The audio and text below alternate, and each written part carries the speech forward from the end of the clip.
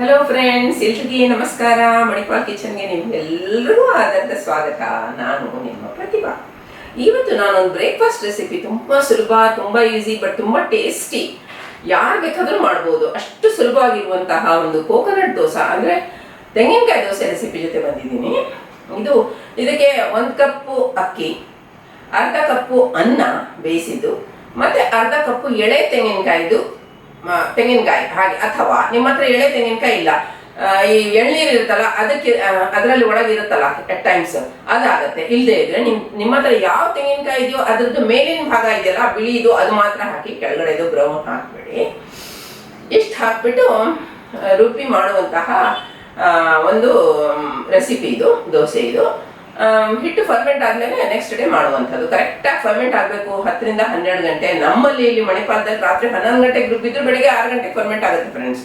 But Bengaluru ಅಂತ ಊರಲ್ಲಿ, ಮೈಸೂರು, ಬೆಂಗಳೂರು ಕೆಲವು ಕಡೆಗಳಲ್ಲಿ ಆಗಲ್ಲ ಅಲ್ವಾ. ಸೊ ಒಂದು ಸ್ವಲ್ಪ ವಾರ್ಮ್ ಇರುವ ಜಾಗದಲ್ಲಿ ಇಟ್ಬಿಟ್ಟು ಫರ್ಮೆಂಟ್ ಮಾಡಿ ಇದಕ್ಕೆ ಅವಲಕ್ಕಿ ಬೇಡ, ಇನೋ ಬೇಡ, ಸೋಡಾ ಬೇಡ, ಯಾವುದು ಬೇಡ, ಮೊಸರು ಬೇಡ, ಅಷ್ಟು ಕೂಡ ಚೆನ್ನಾಗಾಗುತ್ತೆ. ಮತ್ತೆ ಸಾಫ್ಟ್ ಆಗುತ್ತೆ, ತುಂಬ ಮೆದುವಾಗುತ್ತೆ. ಅದಕ್ಕೆ ಅದು ತೆಂಗಿನಕಾಯಿ ದೋಸೆ ತುಂಬಾನೇ ಸಾಫ್ಟ್ ಆಗುತ್ತೆ. ಇದಕ್ಕೆ ಸಾಫ್ಟ್ ಮಾಡುವಂಥದ್ದು ಯಾರು ಅಂತಂದ್ರೆ ತೆಂಗಿನಕಾಯಿ ಮತ್ತೆ ಇದು ಅನ್ನ ನಾವು ಹಾಕ್ತೀವಲ್ಲ ಅನ್ನ, ಅದೆರಡು ಇದಕ್ಕೆ ಮೆದುವಾಗ್ಲಿಕ್ಕೆ ಹೆಲ್ಪ್ ಮಾಡುತ್ತೆ. ಗಂಟುಗಟ್ಟಲೆ ಇದು ಸಾಫ್ಟ್ ಉಳಿಯುತ್ತೆ. ನೀವು ಲಂಚ್ ಬಾಕ್ಸ್ ಬೇಕಾದ್ರೂ ತಗೊಂಡು ಹೋಗ್ಬೋದು, ಮಕ್ಕಳಿಗೆ ಲಂಚ್ ಬಾಕ್ಸ್ ಬೇಕಾದ್ರೂ ಕೊಡ್ಬೋದು, ಯಾವ್ದಾದ್ರು ಚಟ್ನಿ ಜೊತೆಗೋ, ಮಾವಿನಕಾಯಿ ತೊಕ್ಕು ಜೊತೆಗೋ, ಯಾವ್ದು ಜೊತೆ ಬೇಕಾದ್ರೂ ಮಕ್ಕಳಿಗೆ ಕೊಡ್ಬೋದು. ಅಷ್ಟು ಕೂಡ ಚೆನ್ನಾಗಾಗುತ್ತೆ. ನೋಡಿ, ಇದೇ ರೆಸಿಪಿ ನಾನು ಮುಂದೆ ಯೂಟ್ಯೂಬಲ್ಲಿ ಪ್ರೆಸೆಂಟ್ ಮಾಡಿದ್ದೀನಿ ಫ್ರೆಂಡ್ಸ್. ವಿಡಿಯೋನ ಮೊದಲಿಂದ ಕೊನೆ ತನಕ ನೋಡಿ, ನನ್ನ ಚಾನಲ್ಗೆ ಸಪೋರ್ಟ್ ಮಾಡಿ, ಸಬ್ಸ್ಕ್ರೈಬ್ ಮಾಡಿ ಅಂತ ಹೇಳ್ತಾ ಮುಂದೆ ರೆಸಿಪಿ ಪ್ರೆಸೆಂಟ್ ಮಾಡ್ತೀನಿ. ಎಲ್ಲರಿಗೆ ನಮಸ್ಕಾರ. ಮಣಿಪಾಲ್ ಕಿಚನ್ಗೆ ಎಲ್ರಿಗೂ ಸ್ವಾಗತ.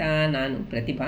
ಇವತ್ತು ನಾನು ಬೆಳಗಿನ ಬ್ರೇಕ್ಫಾಸ್ಟ್ಗೆ ಕೋಕೋನಟ್ ದೋಸೆ ಅಂದರೆ ತೆಂಗಿನಕಾಯಿ ದೋಸೆ 3 ಇಂಗ್ರೀಡಿಯೆಂಟ್ ಹಾಕ್ಬಿಟ್ಟೆ. ತುಂಬ ಸ್ವಲ್ಪ ಹೇಗೆ ಮಾಡೋದು ನೋಡೋಣ.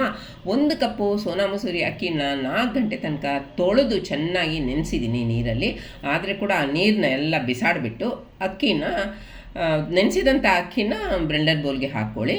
ಹಾಗೆ ಅದಕ್ಕೆ ಅರ್ಧ ಕಪ್ಪು ಎಳೆಯ ತೆಂಗಿನಕಾಯಿ, ನೀವು ಬೊಂಡದ್ದು ಇರುತ್ತಲ್ಲ ಅದು ಹಾಕಿದರೂ ಆಗುತ್ತೆ. ಮತ್ತು ಬೇಯಿಸಿದ ಅನ್ನ ಅರ್ಧ ಕಪ್ಪು, 1 ಕಪ್ ಅಕ್ಕಿಗೆ ಅನ್ನ ಅರ್ಧ ಕಪ್ಪು, ಅರ್ಧ ಕಪ್ ತೆಂಗಿನಕಾಯಿ ತುರಿ, ಸ್ವಲ್ಪ ನೀರು ಹಾಕ್ಬಿಟ್ಟು ನಿಮ್ಗೆ ಹೆಂಗೆ ಬೇಕೋ ಅಂದರೆ ಫೈನಾಗಿ ಗ್ರೈಂಡ್ ಮಾಡಿ. ನೋಡಿ, ಫೈನಾಗಿ ಗ್ರೈಂಡ್ ಮಾಡಿದ್ದು ಹಿಟ್ಟನ್ನ ಒಂದು ಬೌಲ್ಗೆ, ಮಿಕ್ಸಿಂಗ್ ಬೌಲ್ಗೆ ಹಾಕೋತಾ ಇದ್ದೀನಿ. ಈಗ ಅದಕ್ಕೆ ಸ್ವಲ್ಪ ನೀರು ಹಾಕಿಬಿಟ್ಟು, ತೆಂಗಿನಕಾಯಿ ನೀರು ಇದ್ದರೂ ಹಾಕಿದರೆ ಆಗುತ್ತೆ.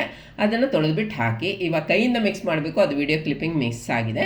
ಇದನ್ನು ಲಿಡ್ ಕ್ಲೋಸ್ ಮಾಡಿಬಿಟ್ಟು 8 ರಿಂದ 10 ಗಂಟೆ ತನಕ ಹುದುಗ್ ಬರಲಿಕ್ಕೆ, ಫರ್ಮೆಂಟ್ ಆಗ್ಲಿಕ್ಕೆ ಬಿಡಿ. ನೋಡಿ, ನೆಕ್ಸ್ಟ್ ಡೇ ಮಾರ್ನಿಂಗ್ ನಾನಲ್ಲಿ ಮಿಕ್ಸ್ ಮಾಡಿದ್ದು ಲಾಸ್ಟ್ ನೈಟ್ ಕೂಡ ನಿಮಗೆ ಕಾಣುತ್ತೆ. ನೋಡಿ, ಇವಾಗ ನೋಡಿ ಎಷ್ಟು ಚೆನ್ನಾಗಿ ಫರ್ಮೆಂಟ್ ಆಗಿದೆ ಅಲ್ವಾ. ಈಗ ಅಡ್ಜಸ್ಟ್ ಮಾಡ್ಕೊಳ್ಳಿ, ಅದನ್ನು ದೋಸೆ ಹಾಕಬೇಕಾದ್ರೆ ಅಡ್ಜಸ್ಟ್ ಮಾಡಿದ್ರೂ ಆಗುತ್ತೆ. ಈಗ ಸ್ವಲ್ಪ ಉಪ್ಪು ಹಾಕಿಬಿಟ್ಟು ರುಚಿಗೆ ತಕ್ಕಷ್ಟು ಮಿಕ್ಸ್ ಮಾಡಿ ಇಡಿ ಸೌಟಿಂದಾನೆ. ದೋಸೆ ಹಾಕಬೇಕಾದ್ರೆ ನೀವು ಅದರದ್ದು ಕನ್ಸಿಸ್ಟೆನ್ಸಿ ಅಡ್ಜಸ್ಟ್ ಮಾಡ್ಬೋದು. ಈಗ ಒಂದು ಮಜವಾದ ಚಟ್ನಿ ಮಾಡೋಣ.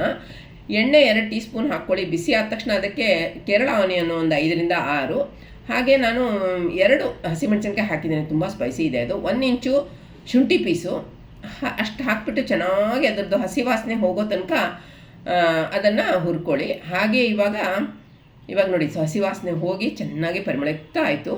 ಈಗ ಅದಕ್ಕೆ ಹುರ್ಗಡ್ಲೆ 2 ಟೇಬಲ್ ಸ್ಪೂನು, ಹುರಿದಂತಹ ಕಡಲೆಕಾಯಿ ಬೀಜ 2 ಟೇಬಲ್ ಸ್ಪೂನ್ ಹಾಕಿಬಿಟ್ಟು ಒಂದು ಸತಿ ಸಾಟೆ ಮಾಡ್ಕೊಳ್ಳಿ. ಹಾಗೆ ಅದಕ್ಕೆ ಮಿಂಟ್ ಲೀವ್ಸ್ ಅಂದರೆ ಪುದೀನ ಎಲೆ ಒಂದು 15, ಹಾಗೆ ಒಂದು ಹಿಡಿ ತುಂಬ ಕೊತ್ತಂಬರಿ ಸೊಪ್ಪು ಫ್ರೆಶ್ ಆಗಿರೋದು, ಕರ್ಬೇವಿನ ಸೊಪ್ಪು ಒಂದು 10-15 ಎಲೆ ಹಾಕಿಬಿಟ್ಟು ಅದೆಲ್ಲ ಚೆನ್ನಾಗಿ ಹೊಂದ್ಕೊಂಡು ಬರಬೇಕು. ಅದ್ರ ಜೊತೆಗೆ ಕಡಲೆಕಾಯಿ ಬೀಜ ಅದ್ರ ಜೊತೆಗೆ ಒಂದು ಹೊಂದ್ಕೊಂಡ್ಬಂದ್ಬಿಟ್ಟ ಮೇಲೆ ನೋಡಿ, ಇವಾಗ ಚೆನ್ನಾಗಿ ಹೊಂದ್ಕೊಂಡ್ಬಂದಾಗೆ ಆಯ್ತಲ್ವಾ. ಈಗ ಅದಕ್ಕೆ ಅರ್ಧ ಕಪ್ಪು ತೆಂಗಿನಕಾಯಿ ತುರಿ ಹಾಕಿ. ಈ ತೆಂಗಿನಕಾಯಿ ತುರಿ ಹಾಕಿದ್ಮೇಲೆ ಲೋ ಫ್ಲೇಮಲ್ಲಿ ಇಟ್ಬಿಟ್ಟು ಅದನ್ನು ಎಷ್ಟು ಚೆನ್ನಾಗಿ ಹುರಿಬೇಕು ಅಂತಂದರೆ ತೆಂಗಿನಕಾಯಿ ತುರಿಯಲ್ಲಿರೋ ನೀರು ಹೋಗಬೇಕು, ಬಟ್ ಕಲರ್ ಚೇಂಜ್ ಆಗಬಾರ್ದು.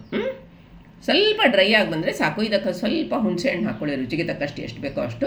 ಮತ್ತು ಒಂದು ಸತಿ ಕೈ ಆಡಿಸ್ಕೊಳ್ಳಿ, ಅದರಲ್ಲೇ ಅದು ಬಿಸಿಲೇ ಅದೆಲ್ಲ ಹೋಗ್ಬಿಡತ್ತೆ ನೀರಿನ ಅಂಶ ಅದರದ್ದು. ಈಗ ಅದನ್ನು ತಣ್ಣಗಾಗ್ಲಿಕ್ಕೆ ಬಿಟ್ಬಿಟ್ಟು ಇವಾಗ ಬ್ಲೆಂಡರ್ ಬೌಲ್ಗೆ ಹಾಕ್ಕೊಳ್ಳಿ, ರುಚಿಗೆ ತಕ್ಕಷ್ಟು ಉಪ್ಪು ಹಾಕ್ಕೊಳ್ಳಿ. ಮತ್ತು ನಿಮಗೆ ಬೇಕಾದ ಟೆಕ್ಸ್ಚರ್ಗೆ ನೀರು ಹಾಕ್ಕೊಂಡು ರುಬ್ಕೊಳ್ಳಿ. ಇವಾಗ ನೋಡಿ, ಚಟ್ನಿನ ಬೌಲಿಗೆ ಟ್ರಾನ್ಸ್ಫರ್ ಮಾಡಿದ್ದೀನಿ. ಇವಾಗ ಅದಕ್ಕೆ ಒಂಚೂರು ನೀರು ಬೇಕಾದರೆ ಹಾಕ್ಕೊಂಡು ಕನ್ಸಿಸ್ಟೆನ್ಸಿ ನಿಮ್ಗೆ ಹೇಗೆ ಬೇಕೋ ಹಾಗೆ ಅಡ್ಜಸ್ಟ್ ಮಾಡಿ. ಅದಕ್ಕೊಂದು ಸಾಸಿವೆ, ಉದ್ದಿನಬೇಳೆ, ಹಿಂಗು, ಕರ್ಬೇವಿನ ಸೊಪ್ಪನ್ನು ಮಜವಾದ ಒಗ್ಗರಣೆ ಹಾಕಿದ್ದೀನಿ. ಈಗ ನೋಡಿ, ತವಾ ಬಿಸಿಯಾಗಿದೆ. ಒಂದೇ ಒಂದು ಸೌಟು ಹಾಕಿಬಿಟ್ಟು ಹಿಟ್ಟನ್ನ ತುಂಬ ಸ್ಪ್ರೆಡ್ ಮಾಡಬಾರ್ದು. ಈಗ ಲಿಡ್ ಕ್ಲೋಸ್ ಮಾಡಿಬಿಟ್ಟು ಓಪನ್ ಇರಬೇಕಾದ್ರೆ ಅದಕ್ಕೆ ಆಕ್ಸಿಜನ್ ಸಿಗಕ್ಕೆ ಬಿಡಬೇಕು, ಆವಾಗ ಅದು ಚೆನ್ನಾಗಿ ಉಬ್ಬಿ ಬರುತ್ತೆ. ಇವಾಗ ನೋಡಿ ಎಷ್ಟು ಚೆನ್ನಾಗಾಗಿದೆ. ಇನ್ನೊಂದು ದೋಸೆ ನೋಡಿ, ಅದನ್ನ ಇವಾಗ ಸ್ವಲ್ಪ ಎಣ್ಣೆನೋ ತುಪ್ಪನೋ ಹಾಕ್ಕೊಳ್ಳಿ ನೀವು. ಇವಾಗ ನೋಡಿ ಇನ್ನೊಂದು ದೋಸೆ ಕುಕ್ಕಾಗಿರೋ ತೋರಿಸಿದ್ದೀನಿ, ಅದು ಎಷ್ಟು ಚೆನ್ನಾಗಿ ಇದಾಗಿದೆ ನೋಡಿ, ಉಬ್ಬಿ ಬಂದಿದೆ ನೋಡಿ ಅಲ್ವಾ. ಇದರಲ್ಲಿ ನಿಮಗೆ 10ರಿಂದ 12 ದೋಸೆ ಆಗುತ್ತೆ ಫ್ರೆಂಡ್ಸ್. ಹಿಂದಿನ ದಿಕ್ಕು ತೋರಿಸಿದ್ದೀನಿ ನೋಡಿ. ನೋಡಿದ್ರೆ 2 ದೋಸೆನೂ ತೋರಿಸ್ತಾ ಇದ್ದೀನಿ. ರಿವರ್ಸ್ ನೋಡಿ ಹೇಗಾಗಿದೆ ಅಂತ ಅಂದ್ಬಿಟ್ಟು, ಕೈಗೇನು ಅಂಟಲ್ಲ, ತುಂಬ ಸಾಫ್ಟಾಗಿದೆ ಫ್ರೆಂಡ್ಸ್. ಲಾಸ್ಟ್ ಒಂದೇ ಒಂದು ದೋಸೆ ಹಾಕಿ ತೋರಿಸ್ತೀನಿ ನೋಡಿ. ಇದನ್ನು ಒಂಚೂರು ಹೌದೋ ಅಲ್ವೋ ಅಂತ ಸ್ಪ್ರೆಡ್ ಮಾಡಬೇಕು. ಇವಾಗ ನೋಡಿ ಲಿಡ್ ಕ್ಲೋಸ್ ಮಾಡಿ ಕುಕ್ ಮಾಡಿ ನೋಡಿ ಹೇಗೆ ಕಣ್ ಬಿದ್ದಿದೆ ಅಲ್ವಾ. ಇದು ಸಾಧಾರಣ ಗಂಟುಗಟ್ಟಲೆ ಬೆಳಗ್ಗೆ ತೆಗೆದ್ರೆ ಸಾಯಂಕಾಲ ತನಕನೂ ತುಂಬ ಸಾಫ್ಟಾಗಿ ಉಳಿಯುತ್ತೆ. ಇವಾಗ ಇದನ್ನು ಲೂಸನ್ ಮಾಡ್ಕೊಳ್ಳಿ. ದೋಸೆನ ನೋಡಿ ರಿವರ್ಸಲ್ಲಿ ಎಷ್ಟು ಚೆನ್ನಾಗಿ ಕುಕ್ಕಾಗಿದೆ. ಒಂದು 2 ನಿಮಿಷ ಬಿಟ್ಬಿಟ್ರೆ ಚೆನ್ನಾಗಿ ಕುಕ್ಕಾಗುತ್ತೆ. ಎದುರುಗಡೆ ಕಲರ್ ಚೇಂಜ್ ಆಗಬಾರ್ದು. ಹಾಗೆ ನೋಡಿ ಇವಾಗ ತೋರಿಸ್ತೀನಿ. ತುಂಬ ಸಾಫ್ಟು ಅಂದರೆ ನೋಡಿ, ಇದು ಆರಿದ ದೋಸೆ, ಇದು ಎಷ್ಟು ಸಾಫ್ಟಾಗಿದೆ ನೋಡಿ. ಇಲ್ಲದೆ ನನ್ನ ಕೈಯಲ್ಲಿ ಇಟ್ಕೊಳ್ಳೋಕ್ಕಾಗಲ್ಲ ಅಲ್ವಾ. ಈ ಚಟ್ನಿನ ಹಚ್ಚಿಬಿಡ್ತೀನಿ ಫ್ರೆಂಡ್ಸ್. ನೆಕ್ಸ್ಟ್ ರೆಸಿಪಿ ಹಾಕುವ ತನಕ ಎಲ್ಲರಿಗೆ ನಮಸ್ಕಾರ. ಸಿಗೋಣ ನೆಕ್ಸ್ಟ್ ರೆಸಿಪಿಯಲ್ಲಿ.